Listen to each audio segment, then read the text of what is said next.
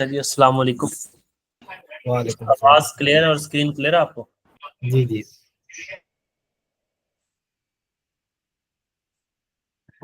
ठीक हो गया।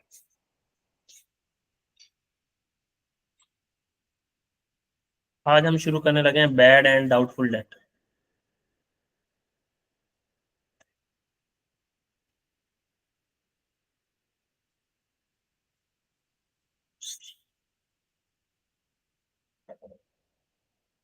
इसका दूसरा नाम भी आपकी किताबों में होगा, इरिकवरेबल डेट।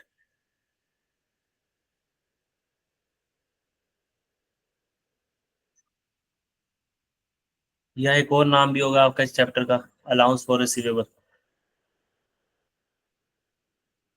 ठीक है, ये सारे इसी चैप्टर के नाम है, लेकिन जो अच्छा स्टैंडर्ड नाम है ना, वो ये बैड एंड डाउटफुल डेट।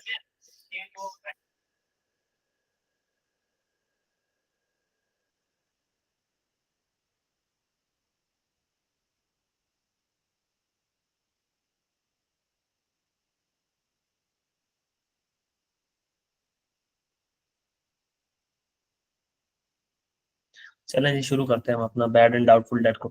सबसे पहले हम अपनी थोड़ी सी बेसिक अकाउंटिंग की रिवीजन करते हैं। बेसिक अकाउंटिंग में हमने सीखा था कि हमारे पास जो सेल है ना, वो दो तरह से हो सकती है। या सेल कैश सेल हो सकती है, या सेल क्या हो सकती है, क्रेडिट सेल। क्रेडिट सेल का मतलब क्या होता है भाई? हमने उधार पर सेल कर दी, ठीक है। और कैश सेल पे हमने नकद, जिसको आपको कहते हैं नकद सेल कर दी। नकद सेल का मतलब भाई कि आपने फौरन पैसे ले लिए उस बंदे से। देखो, इस सेल का ना, इस सेल का कैश में होना और क्रेडिट में होना ना, जमीन आसमान का फर्क है। जमीन आसमान का, याद रखना। जो सेल कैश में हुई है और जो सेल उधार पे की है ना, उसमें जमीन आसमान का फर्क है।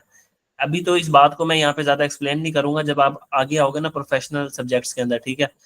आप एफआर पढ़ोगे या फिर आप एएफआर पढ़ोगे, तो उसमें जाके आपको ईपीएस में भी पता लगेगा कि ये सारी चीजें, इस उधार का क्या असर होता है हमारे ऊपर। तो बस यहाँ पे याद रखना कि इन दोनों में ना बड़ा जमीन आसमान का फर्क है। क्योंकि यहाँ पे बंदा आपको पैसे दे के चला गया, और यहाँ पे इस बंदे ने उधार कर लिया हमारे साथ। तो जब बंदा पैसे दे के चल जाएगा, तो हम क्या करेंगे, कैश डेबिट कर लेंगे अपने पास, और सेल्स को क्या कर लेंगे, क्रेडिट। ठीक है। लेकिन अगर हमने उधार पे सेल किया, तो हम अपने पास क्या बुक कर लेंगे, रिसीवेबल। रिसीवेबल। और यहाँ हम अपने पास सेल बुक कर लेंगे, रिसीवेबल डेबिट और सेल क्रेडिट। तो ये थी बेसिक अकाउंटिंग की रिवीजन। इसमें अगर कोई मसला है तो पूछ लो।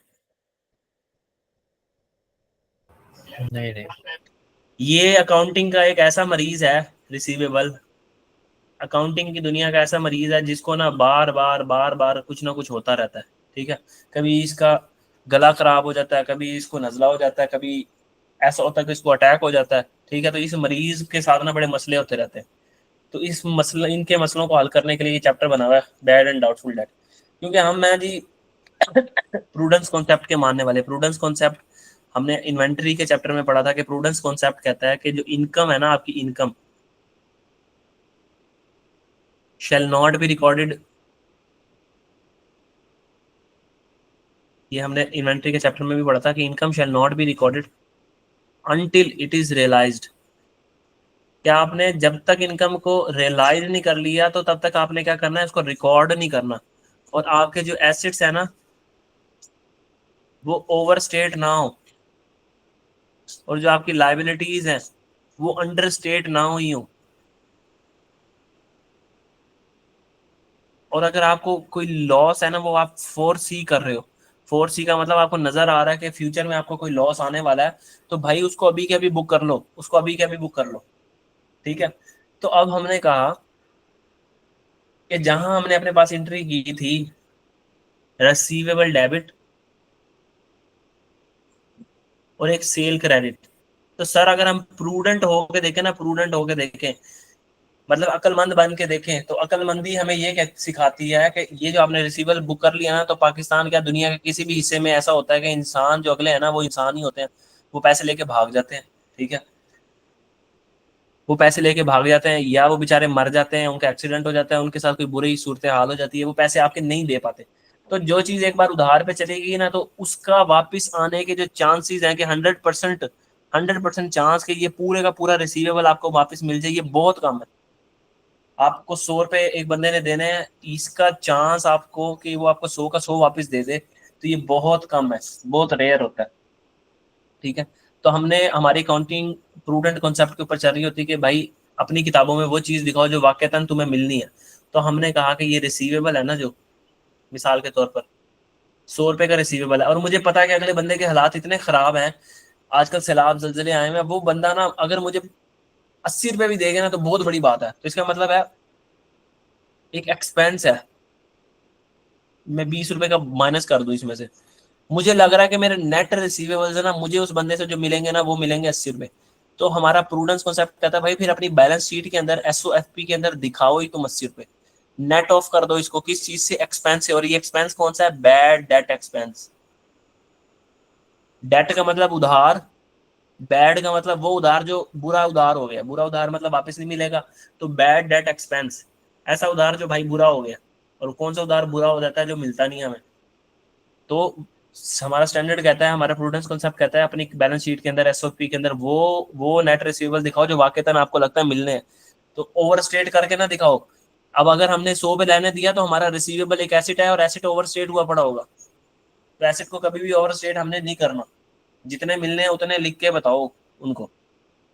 जैसे ऐसे हमारा एसिड डेप्रिशिएट होता था तो हम कहते थे कि एसिड डेप्रिशिएट होने के बाद जो वैल्यू आती है यानी कैरिंग अमाउंट, उसको शो करो बैलेंस शीट के अंदर। तो यहाँ तक समझ आ गई बात? जी जी। अच्छा जी। अब आगे जी सबसे पहला कॉन्सेप्ट हमारे पास बैड डेट रिटर्न ऑफ।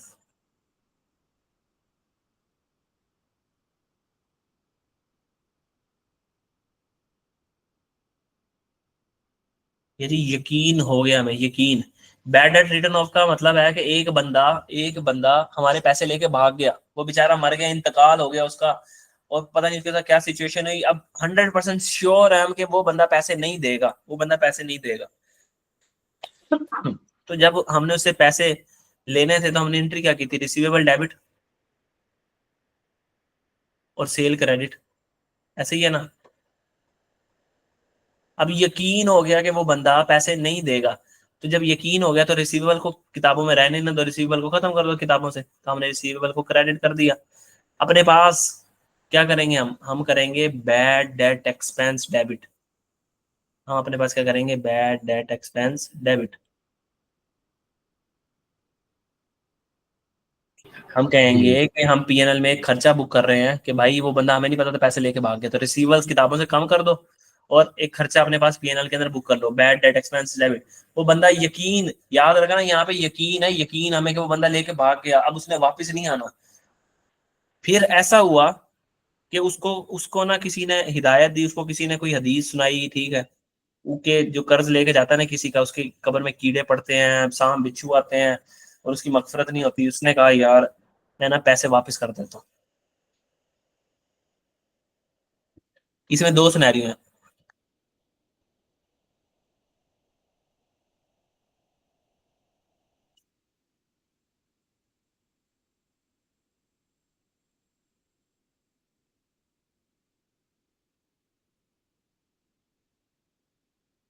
दो सिनेरियो क्या है? अगर सेम अकाउंटिंग पीरियड में वो बंदा पैसे वापस कर गया, इसका क्या मतलब है भाई? मिसाल के तौर पर हम यहाँ लिख लेते हैं कि एक बंदा जो है ना, ये 1 जनवरी 2018, ठीक है, एक बंदा ना हमसे यहाँ 1 अप्रैल को हमसे पैसे लेके गया और 31 दिसंबर 2001, 1800। एक बंदा हमसे यहाँ पैसे लेके गया और हमें यहाँ जाके पता लगा कि वो बंदे ने ना पैसे देने नहीं है, तो हमने क्या किया, यहाँ पे 30 नवंबर को ना अपने पास एंट्री कर दी। 30 नवंबर को हमने अपने पास एंट्री कर दी कि वो बंदा पैसे देगा ही नहीं, तो हमने रिसीवेबल को किताबों से खत्म कर दिया। फॉर एग्जाम्पल वो 100 रुपए लेके भाग गया था और हमने अपने पास यहाँ क्या बुक कर लिया? Bad debt expense. कि भाई वो बंदा बैड हो गया, वो ऐसा डेट जो हमें मिलना नहीं, वो क्या हो गया? बैड। लेकिन उसकी गैरत जाके उसको किसी ने हदीस सुनाई, उसने कहा मेरी कब्र में कीड़े पड़ेंगे अगर मैंने किसी का कर्जा बना दिया वापस। ठीक है, बेशक किसी ने किसी का 5,000 कर्जा लिया और अगर वो कर्जा ना वापस करे तो उसको भी कुछ हो सकता है। तो 30 नवंबर के बाद जी उसको ना 15 नवंबर को ख्याल आया कि नहीं यार मैं ये दे देता हूँ इसको पैसे वापस। ठीक है, वो हमारे पास 15 नवंबर को आया, हमने 15 नवंबर का 15 दिसंबर को आया हमारे पास। ये 30 नवंबर को हमने किताबों में एंट्री कर दी। अब वो 30 नवंबर को अगर हमारे पास आएगा ना, तो हम क्या पता क्या करेंगे, हम एंट्री क्या करेंगे, हम कहेंगे कि हम 15 दिसंबर को आया पैसे लेके, हमने पहले तो लुड़ियां डाली, हमने कहा क्या बात है यार, तूने चलो हदीस सुन के ही पैसे वापस करने आया, तू आया तो आया किसी तरीके से। तो हम अपने पास एक रिसीवेबल को बुक कर लेंगे, हम फिर दोबारा से हम कहेंगे यार जो हमने रिसीवेबल किताबों से खत्म किया था ना, वो 100 रुपए का ना रिसीवेबल, 100 रुपए का रिसीवेबल बुक कर लो, और जो हमने खर्चा ऊपर बुक किया था उसको उल्टा दो। यानी जो एंट्री हमने कर दी थी ना, हमने उसको उल्टा दिया, सिर्फ ये जो एंट्री हमने की थी ना, हमने इसको उल्टा दिया, रिवर्स कर दिया। यहाँ पे हमने उसको क्या कर दिया, रिवर्स। अगर वो सेम अकाउंटिंग पीरियड में आया, सेम अकाउंटिंग पीरियड में, तो हमने बैड डेट एक्सपेंस की एंट्री को उल्टा दिया कि भाई अब पैसे दे के चले जा रहे हो आप, कोई बात नहीं, बहुत बहुत शुक्रिया आपका, ये ना 100 रुपए की। फिर हमने कहा पैसों को रिकॉर्ड करो, अब उसने कैश दिया हमें कितने जी, 100 रुपया, और फिर हमने रिसीवेबल को किताबों से खत्म कर दिया, अब तुझसे कोई पैसे नहीं लेने हमने। ठीक है, यहाँ तक समझ आ गई बात। जी अगर वो सेम अकाउंटिंग पीरियड के अंदर आए, और अगर वो भाई सेम अकाउंटिंग के पीरियड के अंदर ना आए, अगर हमारी इफ रिकवरी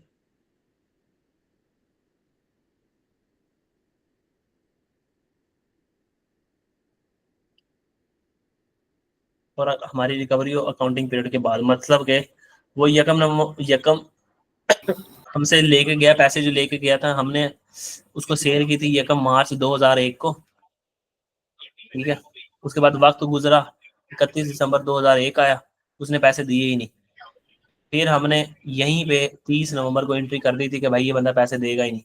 ठीक है, फिर साल गुजरते गए गुजरते गए गुजरते गए, फिर उसको ऐसे ही एक दिन बैठ के ना 2003 के अंदर याद आया उसको, यहाँ पे कहीं ये 2003 का साल यहाँ खत्म हो रहा है, उसको 30 नवंबर 2003 को याद आया कि यार मैं पैसे दे देता हूँ, मैंने बंदे के पैसे लेके भागा हूँ, कोई इसने गैरत आ गई। तो हम क्या करेंगे भाईजान, अब हम क्या एंट्री करेंगे, सिंपली अपने पास की जो पैसे आए ना उसको कैश में डेबिट करो अपने पास। ठीक है, और bad debt recovery income book कर लो, या रिकवरी इनकम भी लिख सकते हो, bad debt recovery income book कर लो अपने पास, और ये इनकम कहाँ जाएगी, पीएनएल के अंदर। भाई अब तुम इसको पहले रिसीवेबल डेबिट और बैड डेट एक्सपेंस क्रेडिट करके नहीं करोगे। ठीक है, यहाँ पे तुमने एक इनकम बुक कर ली पीएनएल के अंदर, सीधा पैसे आए कैश डेबिट और इनकम क्रेडिट पीएनएल के अंदर, और इनकम का नाम बैड डेट रिकवरी इनकम। अगर तुम देखो ना तो दोनों जगह एंट्री सेम हुई है। यहाँ देखो रिसीवेबल एक 100 रुपए से डेबिट हुआ, फिर 100 से क्रेडिट होके खत्म हो गया, और कैश डेबिट हुआ 100 से, और बैड डेट एक्सपेंस क्रेडिट हुआ 100 से। मतलब एक्सपेंस का कम होना भी तो इनकम है ना हमारे पास, एक्सपेंस का कम हो जाना इनकम होती है कि नहीं होती। जी जी तो रिसीवेबल डेबिट हुआ 100 से और क्रेडिट हुआ 100 से, खुद ब खुद कट गया। तो यहाँ पे अगर एक नेट एंट्री हुई होती, जो नेट एंट्री अगर मैं करूँ, रिसीवेबल रिसीवेबल का आपस में कैंसिल हो गया, तो 100 रुपए से कैश डेबिट होता, और एक्सपेंस कम बैड हो डेट जाता, है, एक्सपेंस कम हो जाता। हाँ बैड डेट एक्सपेंस क्या हो जाता, कम 100 रुपए से। और एक्सपेंस का कम होना इनकम है, ये पीएनएल में कम होना था 30 रुपए से। तो यहाँ भी एंट्री वही हो रही है, और यहाँ भी एंट्री क्या हो रही है, बिल्कुल सेम एंट्री हो रही है। देखो वहां पे कैश डेबिट, यहाँ बैड डेट रिकवरी इनकम आ रहा है, वहां एक्सपेंस कम हो रहा है, यहाँ इनकम डायरेक्ट बुक हो रही है। कहानी समझ आ गई। जी जी, वो फॉर द अकाउंटिंग पीरियड है ना, ये 1 साल के बाद है फिर। यहाँ पे जो याद रखने वाली बात थी ना, कि अगर आपको कोई बैड डेट की रिकवरी हो जाए अकाउंटिंग पीरियड के अंदर अंदर, तो आपने पहले रिसीवेबल को दोबारा से क्रिएट करना है, यानी जो एंट्री आपने उस टाइम की थी ना उसको उल्टा देना है। आपने एंट्री क्या की थी, बैड डेट एक्सपेंस डेबिट और रिसीवेबल क्रेडिट किताबों से खत्म कर दिया था आपने रिसीवेबल को। फिर वो बंदा आया, तो फिर उस एंट्री को उल्टाओ, सबसे पहले रिसीवेबल क्रेडिट किया था तो रिसीवेबल को डेबिट करो, बैड डेट एक्सपेंस बुक किया था तो बैड डेट एक्सपेंस को कम कर दो किताबों से, उसके बाद कैश डेबिट करके और रिसीवेबल खत्म कर दो किताबों से, पैसे मिल गए अब उस बंदे से हमें। लेकिन अगर वो अकाउंटिंग पीरियड के बाद आ रहा है, 2 साल 3 साल बाद आ रहा है, तो फिर डायरेक्ट वो आपकी इनकम होगी, फिर आपने कोई रिसीवेबल क्रिएट नहीं करना, ना कोई एंट्री आपने उल्टानी है। ठीक हो गया।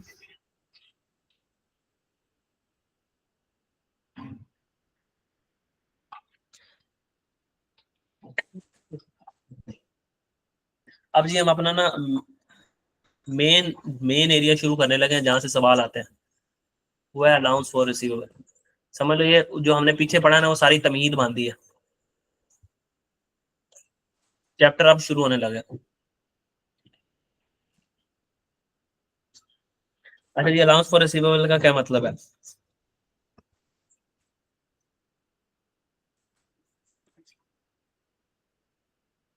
मिसाल ले लो, ये हमारा साल है, ये कम जनवरी 2018 को शुरू हुआ और ये खत्म हो रहा है 31 दिसंबर 2018 को। 31 दिसंबर 2018 को ना हमारी जो बैलेंस शीट है ना उसके अंदर हमारे जो रिसीवेबल्स हैं वो नजर आ रहे हैं किताबों में। हमारी किताबों में हमारे रिसीवेबल्स नजर आ रहे हैं 1 लाख रुपए के। हमें हमें पता है हमें पता है कि ना हमें अंदाजा है कि भाई ये जो 1 लाख रुपए है ना, ये 1 लाख का 1 लाख रिसीव नहीं होना। इस 1 लाख में से ना हमें शक है, शक, अब मैं ये नहीं कह रहा यकीन है, हमें शक है कि इस 1 लाख रुपए में से ना 5% जो है ना वो नहीं मिलना। तो वो 1 लाख का 5% कितना बनेगा? 5,000। ये 5,000 हमें नहीं मिलना, इसको कहते हैं अलाउंस।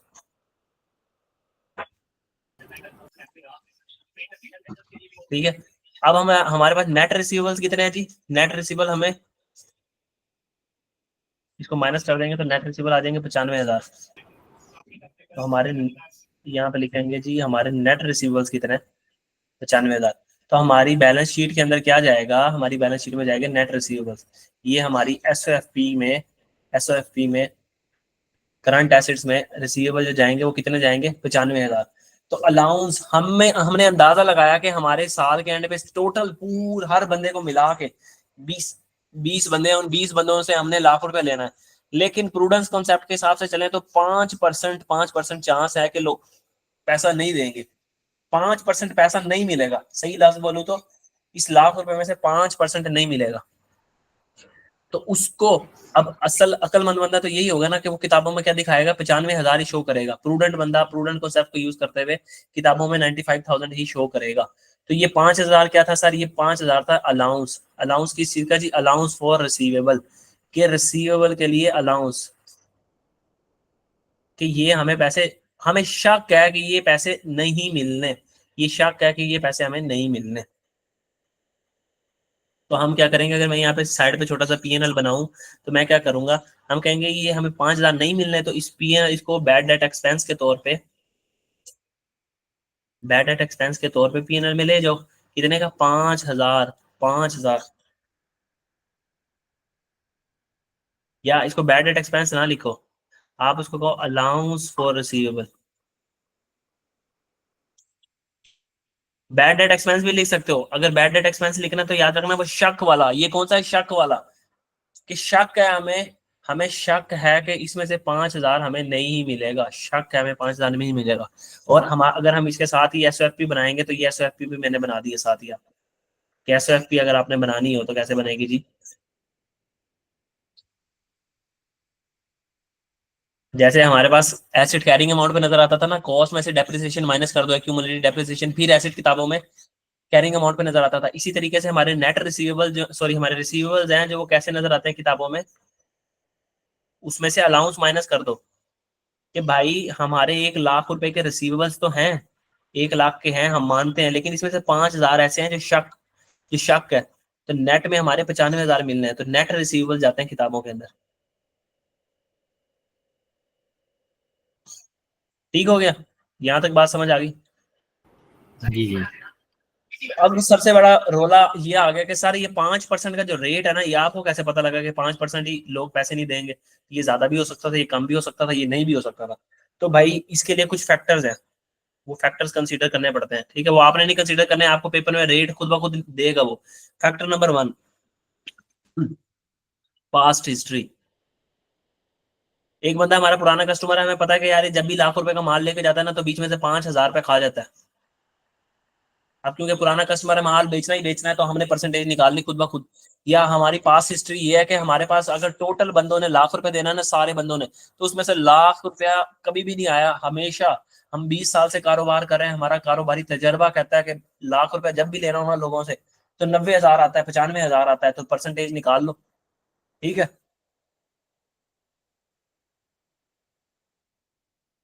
तो ये परसेंटेज कैसे निकलेगी?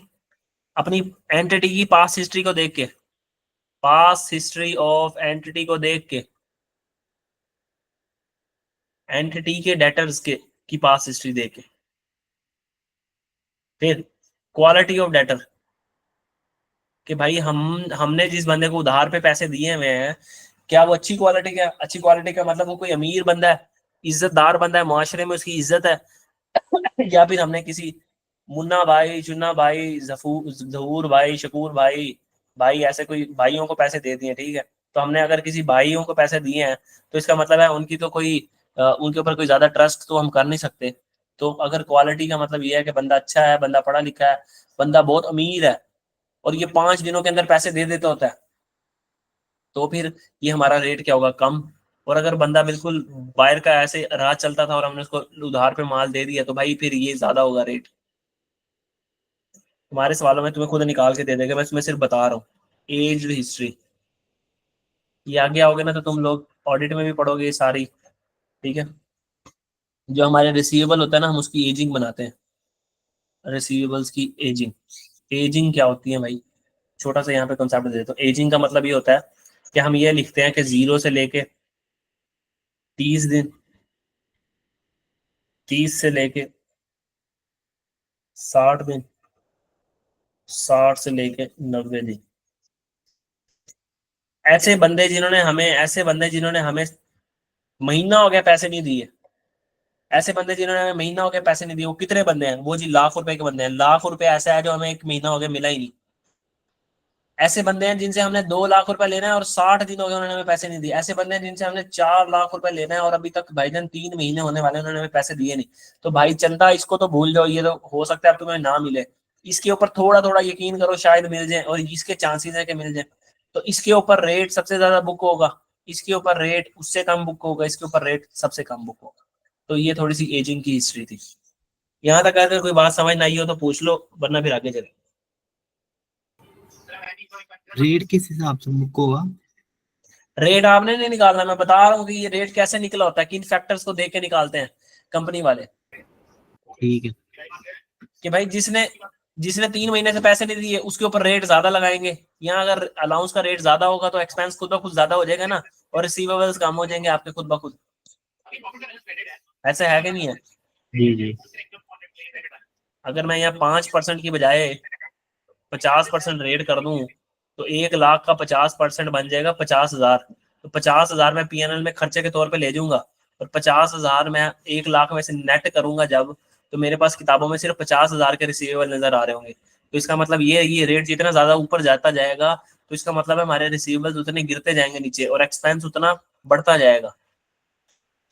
और ये रेट ऊपर किन वजूहात से जाता है, वो वजह ये लिखी हुई है कि अगर किसी की पास हिस्ट्री गंदी है, गंदी का मतलब बुरी है, वो पैसे लेके भाग जाता है, बहुत टाइम लगाता है पैसे देने में, देता ही नहीं है पैसे, या जो अच्छी क्वालिटी का डेटर नहीं है वो बंदा, वो बाहर का मोहल्ले का नत्थू फत्तू है कोई, और या एजिंग हिस्ट्री देखी हमने उसकी कि वो 100 दिन पैसे नहीं देता, 2-2 3-3 4-4 महीने उसको काले करता है और पैसे नहीं देता। तो ये भाई रेट इन फैक्टर्स पर डिपेंड करता है। और तो तुम्हारा ये काम बिल्कुल भी नहीं है कि रेट कैसे निकालना है, ये रेट तुम्हें सवाल के अंदर दिया हुआ है। ठीक है। बस तुम्हें पता होना चाहिए रेट है क्या, बला हम इससे कर क्या रहे हैं। यहाँ तक अगर कोई सवाल है तो पूछ लो। No no. अच्छा, अब एक छोटा सा कॉन्सेप्ट है, उसके बाद हम धड़ाधड़ सवालों पे आते हैं।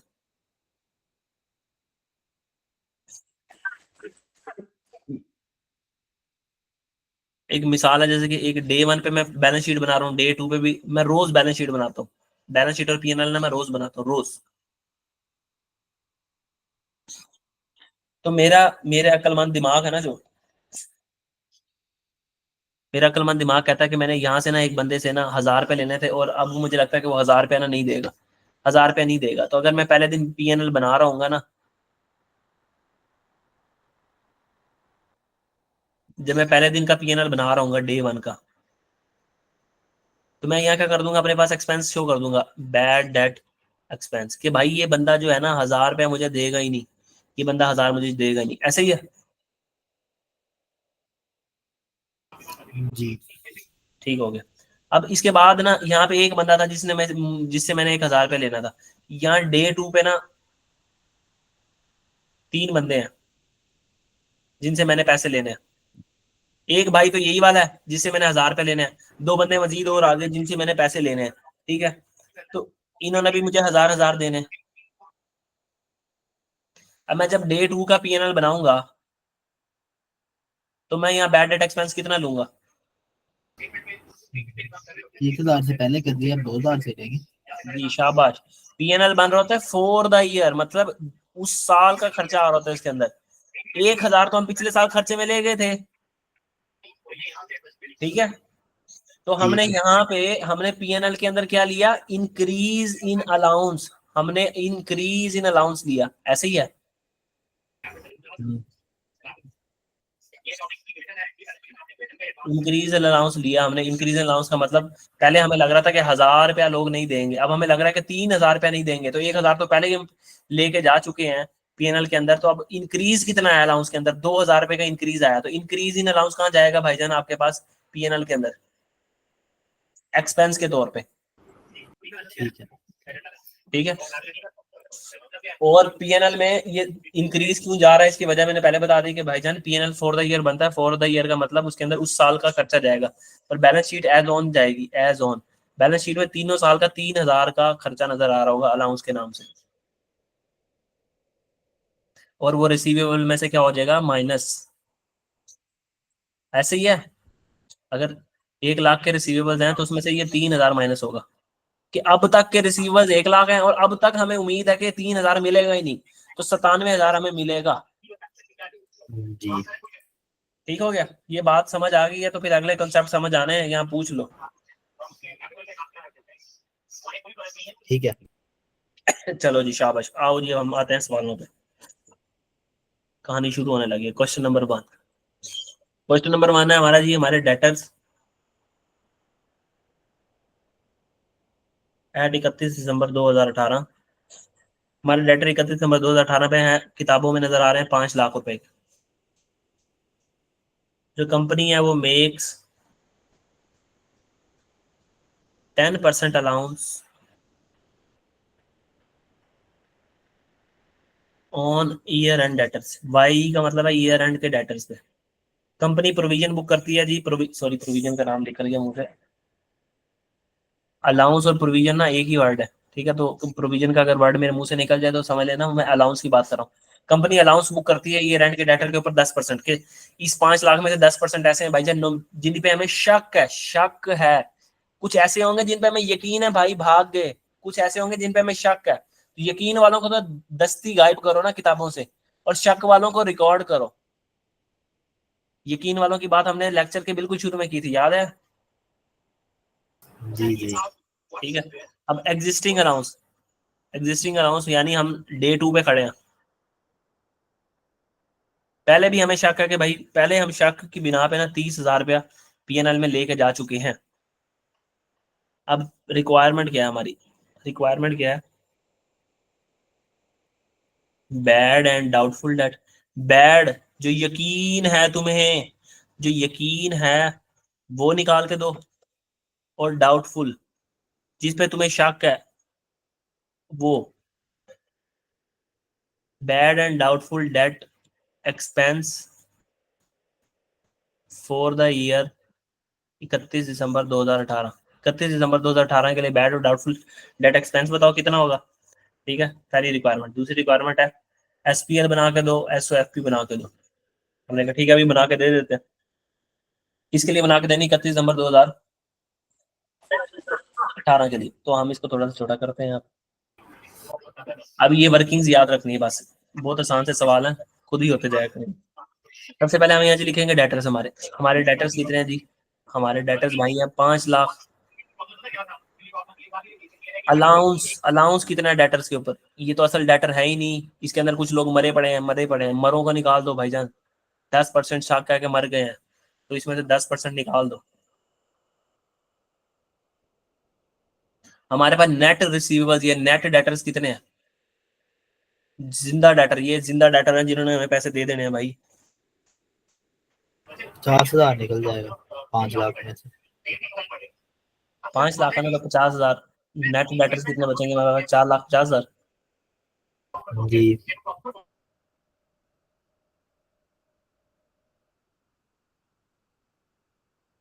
और अगर मैं पूछूं कि इस साल का अलाउंस कितना है, दिस ईयर अलाउंस, हमारे इस साल का अलाउंस 50,000। 50,000। शाबाश, हमारे इस साल का अलाउंस है 50,000 एग्जिस्टिंग आज तक। ओ, पहले कितने का अलाउंस आ चुका है हमारे पास, पहले कितना अलाउंस दे चुके हैं हम आज तक? 30,000 का, है ना?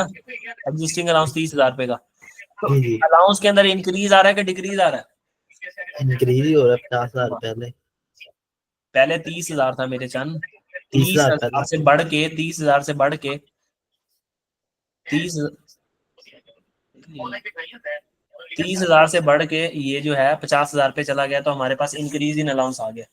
ठीक है, हम्म। तो हम, अगर मुझसे उसने कहा था कि सबसे पहले आप पीएनएल बना के दो, तो हम यहाँ छोटा सा पीएनएल बनाएंगे ऐसे। हम कहेंगे पीएनएल में जाता तो इंक्रीज इन अलाउंस जाता है पीएनएल में, तो हम ऊपर पढ़ के आए।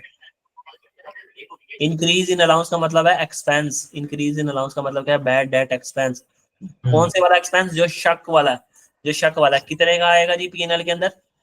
20,000 का। ठीक है, और उसने हमें साथ क्या कहा, आप एसओएफपी भी बना के दो। हमने कहा एसओएफपी भी बना देते हैं, कोई मसले वाली बात ही नहीं है। ये नीचे सर ये डबल एंट्री ही आएंगी ये ऑप्शन में? डबल एंट्री पढ़ाऊंगा ना, पहले तरीका कार तो सीख लो। नहीं नहीं, मतलब वो मैं देख रहा था कि मतलब सोल्यूशन तो वैसे नहीं आएगा ना, डबल एंट्री ही है। हाँ ना, तो वो आपसे पूछेगा बताओ 2018 के पीएनएल में कितना एक्सपेंस जाना चाहिए, तो आपको कैसे निकलेगा? ये वर्किंग करके निकलेगा ना 20,000 का। अब यहाँ पे हमारे जो डेटर्स हैं, वो डेटर कितने किताबों में नजर आ रहे हैं? 5 लाख। इसमें से अलाउंस माइनस कर दो भाई, अलाउंस आज तक का अलाउंस 50,000, और हमारे पास नेट डेटर्स कितने आ रहे हैं किताबों में जी? 4,50,000। तो समझ आया ये सवाल? जी। ठीक हो गया। अलाउंस में डिक्रीज भी तो हो सकता है ना, अगर वो हाँ, तो डिक्रीज भी एग्जिस्टिंग हो अलाउंस। सकता, तो डिक्रीज इन अलाउंस हमारा क्या होगा? इनकम। डिक्रीज इन अलाउंस क्या हाँ होगा हमारा? इनकम। इससे अगला सवाल वही करवाने लगा हूँ। सही है।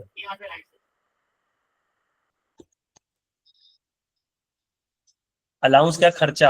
अगर एक्सपेंस बढ़ रहा है, यहाँ पे एक्सपेंस बढ़ गया, पहले हमें लगता था कि 30,000, 30,000 लोग 30,000 पे भाग जाएंगे लेके लोग, अब लगता है कि 50,000 लोग 50,000 पे लेके भाग जाएंगे लोग। तो 30,000 जब हमारे थे, तो वो 30,000 हम पीएनएल में ले गए होंगे पिछले साल, और अब इस साल तक अंदाजा है कि 50,000 भाग जाएंगे लोग लेके, तो 20 साल का इस साल खर्चे में डाल दो। अच्छा, अब एक एक चीज ना याद रख लो, इसको अपने पास लिख लो, लिखो जल्दी से। बताएं।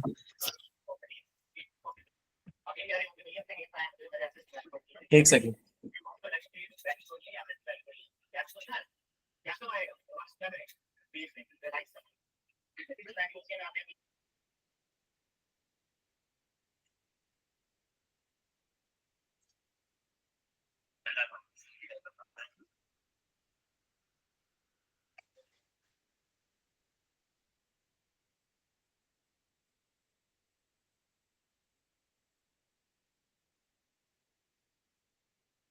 When the allowance is created first time,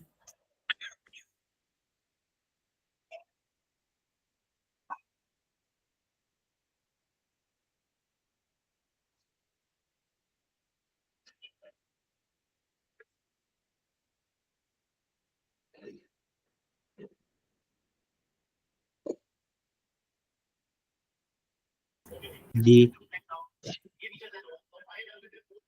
in the T account,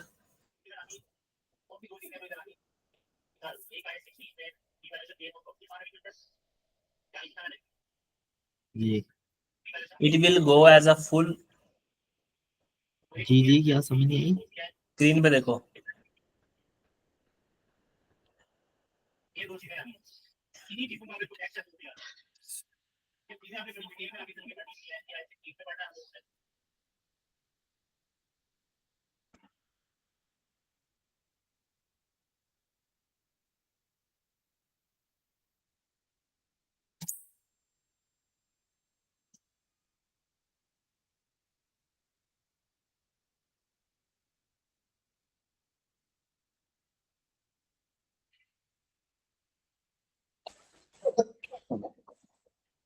ये अपने पास नोट कर लो।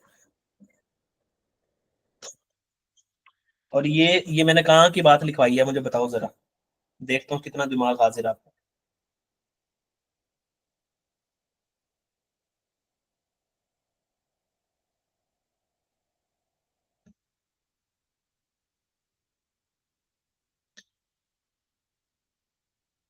बाद में नोट कर लेना, चलो मैं पीडीएफ शेयर कर दूंगा, आगे आओ जल्दी से। जी जी। ठीक है, मैंने बताया था ना कि अगर पहला साल हो कंपनी का और एक बंदा मुझे अंदाजा के 1000 जाएगा लेके भाग जाएगा, तो पहले साल के पीएनएल में ये पूरी की पूरी अमाउंट चली गई थी 1000 रुपया। लेकिन जब बंदे हो गए थे 3, ये बंदे हो गए थे 3, सब ने एक एक 1000 लेके भागना था। तो फ्यूचर ईयर में हमने क्या लेके गए थे पीएनएल के अंदर, increase in allowance. Increase allowance कितना हुआ था, 2 रुपए। ठीक है, तो ये एग्जांपल उसके साथ याद रखना। सही।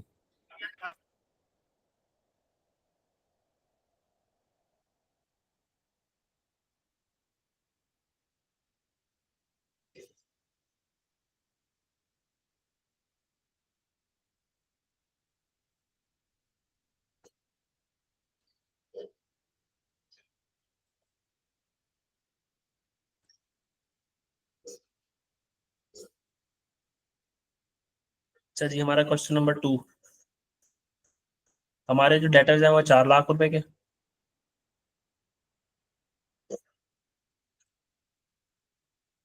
हमारा जो अलाउंस है वो है 5%।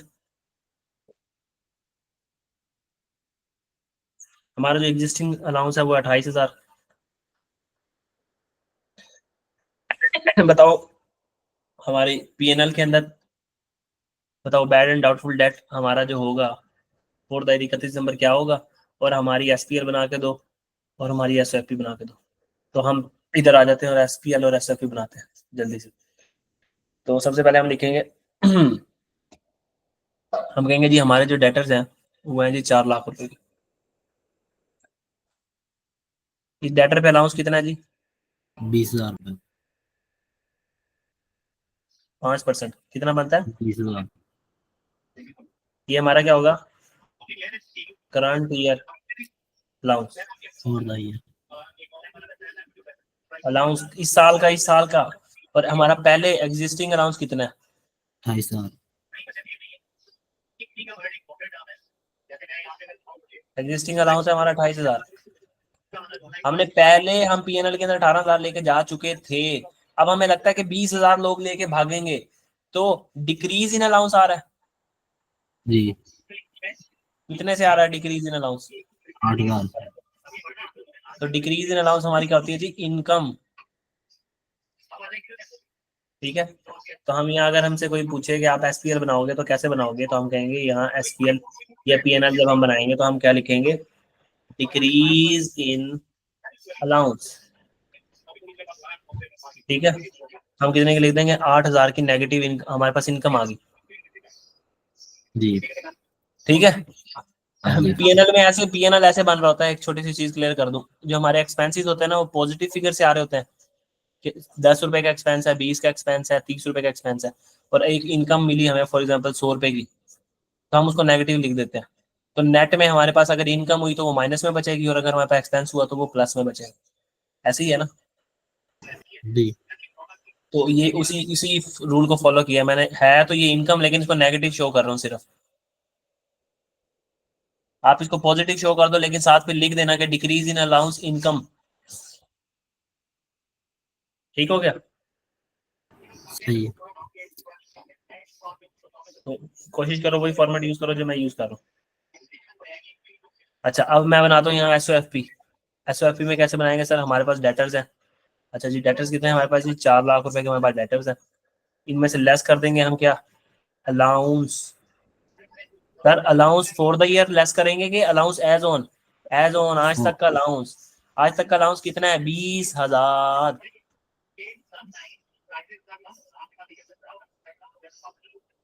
समझ आइए ये बात कि हमारे जी जी। अलाउंस चेंज हो गया। अब पहले पिछली बार सोच रहे थे 28,000 है, पिछले साल 28,000 हमने माइनस कर दिया था रिसीवेबल में से, लेकिन इस साल हमें लग रहा है कि सिर्फ 20,000 है। तो जब हम इसको करेंगे तो हम यहाँ करेंगे जी 20,000 हमारा अलाउंस है, इसको हमने माइनस कर दिया था, हमारे पास नेट रिसीवेबल्स बढ़ गए किताबों में, रिसीवेबल खुद ब खुद बढ़ गए किताबों में। कितने? 3,80,000। यहाँ तक कुछ समझ ना आया हो तो पूछ लो। 9 साल।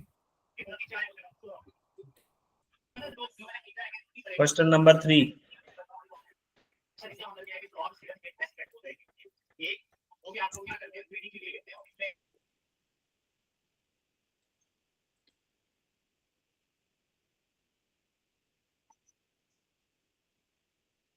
अच्छा जी,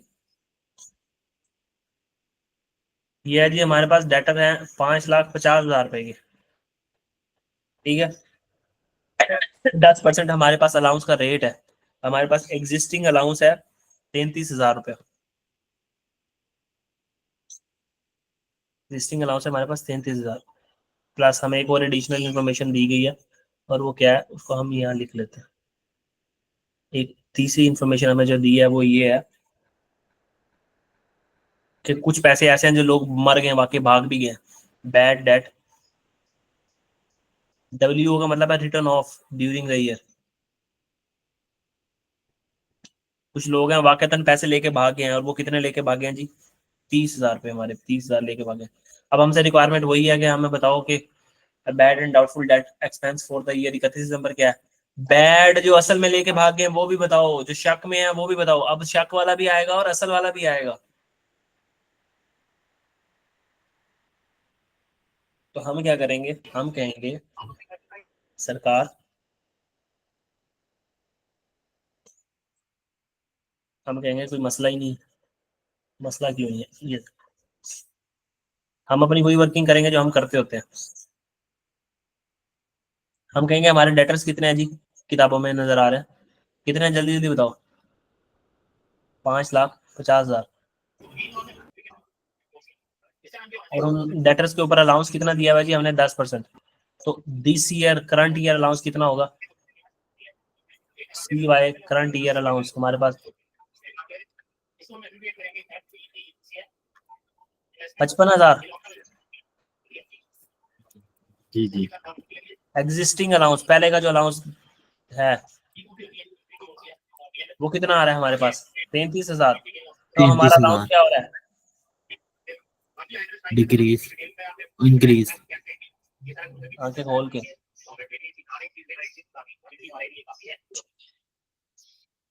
इंक्रीज अलाउंस है कितने से जी? 22,000 पे, माइनस कुछ। 22,000 पे से। हाँ जी। ठीक है, तो हमारे अगर हम यहाँ पे एसपीएल बनाए, हमारे पास यहाँ पीएनएल बने, तो एक्सपेंस बुक हो जाएगा 22। जी जी शाबाश, गुड। तो यहाँ पे अगर हम एसपीएल बनाए हैं तो हम क्या करेंगे, यहाँ पे इंक्रीज इन अलाउंस के नाम से एक एक्सपेंस बुक कर देंगे, ठीक है। कितने से? 22,000 से। प्लस प्लस प्लस मेरी जान, एक बंदा वाकईतन 30,000 लेके भाग गया, रिटर्न ऑफ, वो भी क्या जाएगा? एक्सपेंस। ऊपर रिटर्न ऑफ की एंट्री याद है ना, जब हमने राइट ऑफ कर दिया था, किताबों में से निकाल दिया था, तो हमने क्या किया था? बैड डेट एक्सपेंस डेबिट, कहाँ पे? पीएनएल में। और रिसीवेबल को किताबों से खत्म कर दिया था कि भाई ये बंदा पैसे लेके भाग गया, भाग गया। इसी साल वो भी पैसे लेके भाग गया। जब मर्जी, हाँ इसी साल लेके भागा है ना, वो है पिछले साल का बंदा। हमें इस साल पता लगा कि वो बंदा फुड़क गया, दुनिया से मर गया, अब तो पैसे कहाँ आएंगे भाई? तो ये रहा, इसकी एंट्री हमने क्या की? 30,000। तो अब हमें पता लगा कि पीएनएल में इस बार दो खर्चे गए हैं, 30,000 और 22,000, 52,000। एक गया अलाउंस के नाम पे जिसपे शक है, और एक यकीन वाला भी गया। समझ आई?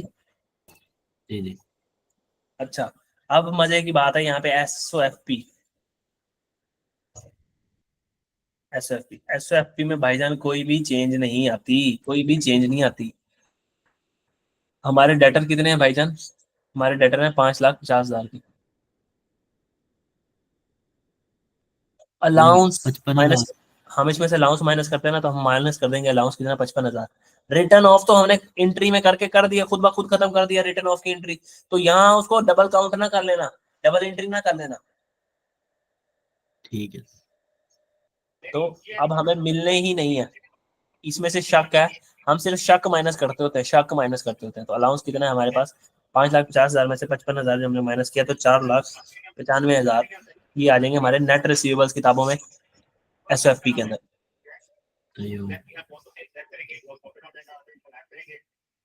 ये सर जी अगर ऐसे डबल एंट्री आएगी तो वो तो बैलेंस ही नहीं होगी, इसमें कुछ और वैल्यूज आ रही हैं और वहाँ पे कुछ और वैल्यूज। समझ नहीं आई। मतलब ऑप्शन में एमसीक्यूज में वो डबल एंट्री देगा अगर। यार मैंने अभी तक डबल एंट्री करवाई है, मुझे ये बताओ। नहीं नहीं। तो मैं जब डबल एंट्री करवाऊंगा ना तब आपने तब पूछना। अभी मैं जिस तरीके ठीक से है। सवाल करवा रहा हूँ ना, आपने उस तरीके से सोचना है कि मैं जिस तरीके से बात कर रहा हूँ बस। हाँ ठीक ठीक। आज की जो डबल एंट्री है ना, बैड डेट वाली, जो बंदा वाकई रिटर्न ऑफ हो गया, जो बंदा पैसे लेके भाग गया, सेम अकाउंटिंग पीरियड में भागा है या दूसरे अकाउंटिंग पीरियड में भागा है, वो याद रखनी है। ये जो वर्किंग कर रहा हूँ, increase in allowance decrease in allowance, वो याद रखनी है बस, और कुछ भी नहीं याद रखना। जो नई बातें आएंगी, मैंने कौन सा चैप्टर बंद कर दिया कि एंट्री मैं बताऊंगा नहीं इंक्रीज अलाउंस की क्या होगी और डिक्रीज इन अलाउंस की क्या होगी। तो आज जितना करवा रहा हूँ इसे सारे सवाल करने हैं हाथ से और इनको हजम करना है। ठीक है। Okay okay.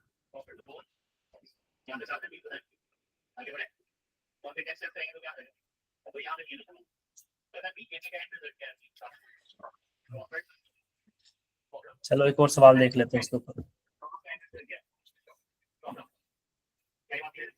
Question number 4। अच्छा ये जी हमारा 6,20,000 पे हमारे पास है डेटर्स के।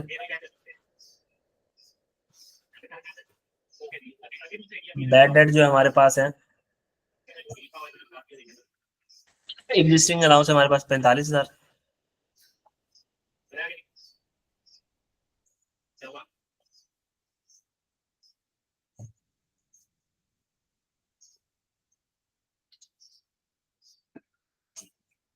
एग्जिस्टिंग अलाउंस हमारे पास 45,000। Company makes provision at rate of 6%, 6% की बेस के ऊपर प्रोविजन बनाती है।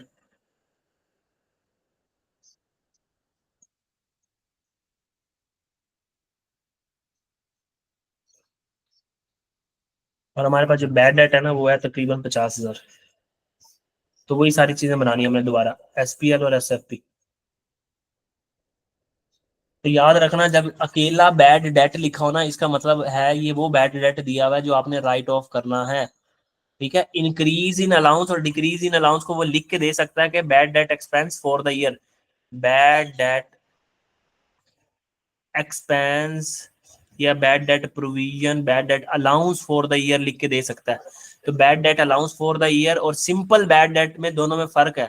अलाउंस फॉर द ईयर का मतलब इंक्रीज इन प्रोविजन, और खाली बैड डेट लिखा हो तो इसका मतलब है कि वो आपको क्या दे रहा है, राइट ऑफ की अमाउंट दे रहा है। ठीक है, जी जी। ये थोड़ा सा याद रखना जहन के अंदर। तो यहाँ पे हम सवाल सॉल्व कर लेते हैं फिर। सवाल हमारा वही जी, हमारे पास डेटर्स हैं जी 6,20,000 रुपए के। इसका जो 6% अगर मैं लूँ अलाउंस, इसका 6% अलाउंस लूँ तो मेरे पास बनता है जी 37,200। 37,200। ये जी 37,200 आ गया। तो ये क्या है जी, करंट ईयर या this year allowance, current year allowance. तो हम इसको मैच कर देखते हैं, कंपेयर करके एग्जिस्टिंग अलाउंस के साथ पहले कितना था। 45,000 से माइनस कर देंगे 7,800 जाएगा इस साल में। 45। तो ये क्या आ रहा है जी, डिक्रीज इन अलाउंस आ रहा है, डिक्रीज इन अलाउंस आ रहा है ना। सेवन कितने से आ रहा है, 7,800। अब हमने यहाँ पे छोटा सा SPL बनाना है। तो ये डिक्रीज इन अलाउंस DIA का मतलब decrease in allowance short form कर दिया मैंने, 7,800 हाँ जी। प्लस भाई कोई राइट ऑफ हुआ है। हाँ जी राइट ऑफ हुआ है, bad date right of, bad debt right of कितने से हुआ जी, 50,000 से। ये आ गया। और SFP बनाएंगे अगर हम, तो कैसे बनाएंगे, SFP में हमारे पास यहाँ पे आ रहे होंगे डेटर, डेटर आ रहे होंगे 6,20,000 के। और इसमें से हम अलाउंस को क्या कर देंगे माइनस, और अलाउंस हमारा कितना आ रहा है, कितना आ रहा है 37,200। शाबाश। तो ये बनेगा आपके पास 5,82,000, SPL में चले जाए। ये SFP में जाएगा।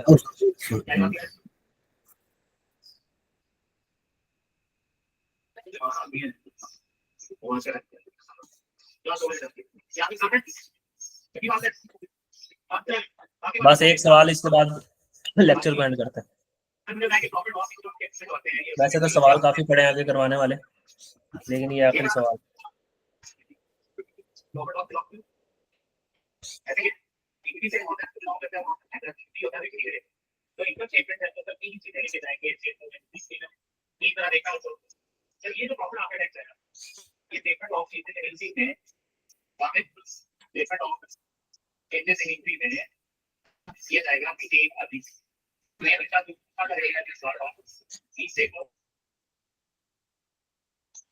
हाँ, पीछे से वॉल्यूम थोड़ा कम करवाओ।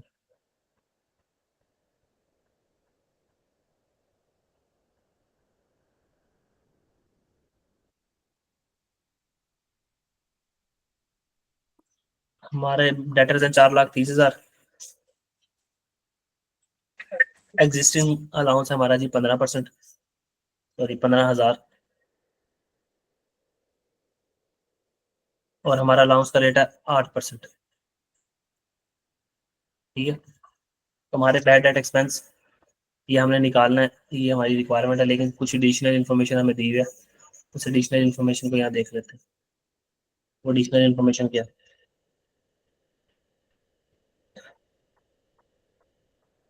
कह रहे हैं bad debt expense return of, जो आपने राइट ऑफ कर दिया है वो कितना है जी 30,000,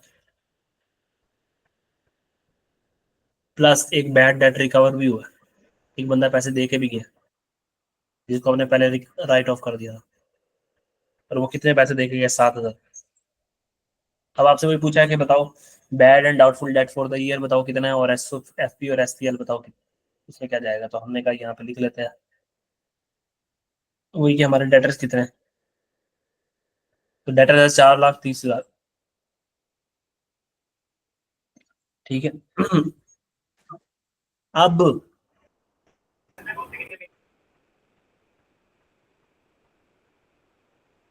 29,400 बनेगा इसका 8%।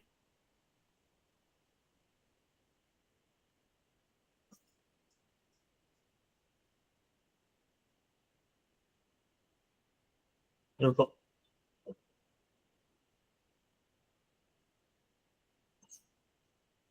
यहाँ लिखा हुआ है bad debt to be write off, ये अभी तक राइट ऑफ नहीं किया, ये अभी तक क्या हुआ है राइट ऑफ नहीं किया हुआ, तो हम सबसे पहले राइट ऑफ करेंगे। मतलब हम कहेंगे ये तो पैसे लेके भाग गए हैं, ये तो मुर्दा लोग हैं, इनको मुर्दों को बाहर निकालो। पीछे कितने बचेंगे 4,00,000। पिछले सवाल में मैंने लिखा था ना कि समझना खुद ब खुद राइट ऑफ हुए हुए हैं, तो हमने डेटर्स को कुछ भी नहीं किया। अब यहाँ पे लिखा है bad debt to be write off, इसकी जगह वो ये भी लिख के दे सकता है bad date yet not right of. ठीक है, तो इसका मतलब है कि भाई अभी पाक शफाफ जिंदा डेटर निकालो, मरे हुए तो इनमें से निकाल दो, मरे हुए इनमें से निकाल दिया आपने। मरे हुए मतलब जिनके ऊपर यकीन हो गया भाई अभी सांस नहीं लेंगे, तो ये आ गए हमारे पास डेटर्स जिंदा। अब अपना वही पुराना काम करो कि इन डेटर्स के ऊपर अलाउंस दो। कितना जी 8%, 8% है 32,000 बनता है। 32,000।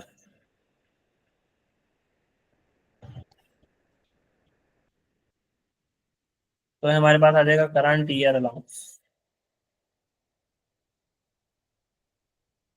32,000 में। अब हमारे पास एग्जिस्टिंग अलाउंस कितना है जी 15,000 रुपए का एग्जिस्टिंग अलाउंस नजर आ रहा है ना, तो हमारे पास इंक्रीज इन अलाउंस आ जाएगा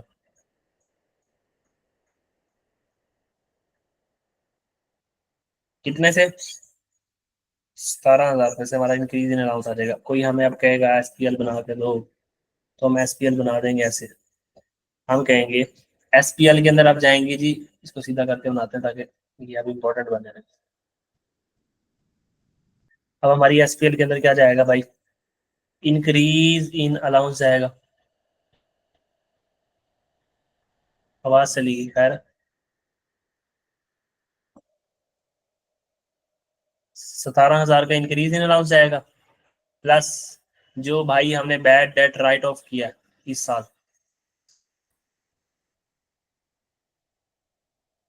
कितने का, 30,000 रुपये का, वो भी जाएगा। प्लस हमें एक बैड डेट इनकम भी हुई है, बैड डेट रिकवरी इनकम। तो याद है ना इसकी एंट्री क्या करते थे, कैश डेबिट और bad debt recovery income credit करते थे पीएनएल के अंदर। तो यहाँ पे हमने लिख दिया बैड डेट रिकवरी।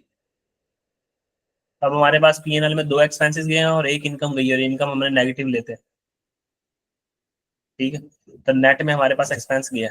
वो ये भी पूछ सकता है कि बताओ नेट एक्सपेंस क्या जाएगा, नेट एक्सपेंस या नेट इनकम क्या जाएगी। हमने कहा अगर कट कटा के एक्सपेंस बचा तो नेट एक्सपेंस जाएगा, कट कटा के इनकम बची तो इनकम जाएगी। अब यहाँ पे एक्सपेंस है 17 और 30, 47,000 का, और इनकम गई है 7,000 की। तो नेट एक्सपेंस कितना बचा आपके पास, 40,000 का। ऐसे ही है ना। जी जी। तो यहाँ जी आपका ये आज का लेक्चर खत्म होता है। तो अभी इसके बाद बड़ी कहानियां पड़ी हैं। कोई सवाल है तो पूछ लो, नहीं तो फिर मैं लेक्चर को निकाल। नहीं, कोई बात नहीं। ठीक हो गया।